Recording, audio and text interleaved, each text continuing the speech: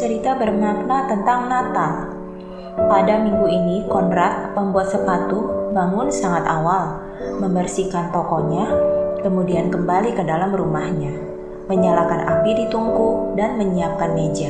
Dia tidak akan bekerja, dia sedang menanti teman, seorang tamu khusus, Tuhan sendiri. Kemarin malam, Tuhan datang padanya dalam suatu mimpi dan memberitahukan bahwa dia akan datang bertamu besok. Jadi Konrad duduk di ruangan yang nyaman dan menunggu. Hatinya penuh dengan kegembiraan. Kemudian dia mendengar langkah kaki di luar dan ketukan pada pintu. Itu dia, pikir Konrad, sambil lari ke arah pintu dan membukanya. Ternyata itu hanyalah tukang pengantar surat. Wajahnya merah dan jari-jarinya biru kedinginan. Dia menatap sambil menelan ludah ke arah cerek teh di tungku. Konrad mempersilahkan dia masuk, menuangkan teh ke dalam cangkir dan mempersilahkan dia duduk menghangatkan diri di dekat tungku. Kata pengantar surat itu, "Terima kasih, teh itu enak sekali." Kemudian dia menghilang di tengah hawa dingin di luar. Ketika penghantar surat itu pergi, Konrad membersihkan meja lagi. Lalu dia duduk di dekat jendela untuk menanti kedatangan tamunya. Dia merasa yakin bahwa tamu itu akan datang. Tiba-tiba dia melihat seorang anak laki-laki kecil yang sedang menangis.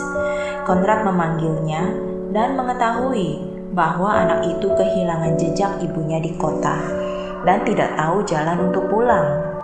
Kemudian Konrad menulis pada secari kertas dan meletakkannya di atas meja. Tulisan itu berbunyi, "Tunggulah saya akan kembali segera." Kemudian dia membiarkan pintu terbuka sedikit dan menggandeng anak kecil itu serta membawanya pulang. Ternyata perjalanan itu lebih lama dari perkiraannya. Bahkan hari sudah mulai agak gelap ketika dia kembali ke rumah. Dia terkejut mendapati seseorang ada di dalam rumahnya sambil memandang keluar jendela.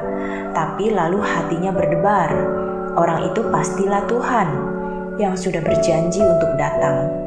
Namun Konrad mengenali bahwa orang itu adalah perempuan yang tinggal di tingkat atas dari flatnya. Perempuan itu tampak sedih dan lelah. Dia memberitahu bahwa dia tidak bisa tidur sama sekali sebab anak laki-lakinya Peter sedang sakit parah. Dia tidak tahu mau berbuat apa. Anak itu diam terbaring di sana. Demamnya tinggi dan dia tidak bisa lagi mengenali ibunya. Konrad merasa ikut sedih. Perempuan itu hidup sendiri dengan anaknya di sana sejak suaminya meninggal dalam suatu kecelakaan. Jadi dia ikut wanita itu. Mereka bersama-sama menyelimuti Peter dengan kain basah. Konrad duduk di tepi tempat tidur anak laki-laki itu, sementara ibunya beristirahat sejenak. Ketika dia kembali ke ruangannya, hari sudah larut malam. Konrad sangat lelah dan sungguh kecewa ketika dia membaringkan tubuhnya di tempat tidur. Hari sudah larut, Tuhan belum juga datang. Tiba-tiba dia mendengar suara. Ternyata itu suara Tuhan yang berkata, "Terima kasih karena menghangatkan tubuh saya di rumahmu hari ini. Terima kasih karena menunjukkan jalan ke rumah. Dan terima kasih atas dukungan dan bantuanmu, Konrad. Saya berterima kasih karena hari ini saya bisa menjadi tamumu." Semoga renungan ini bisa menjadi rema dalam hidup kita. Tuhan memberkati.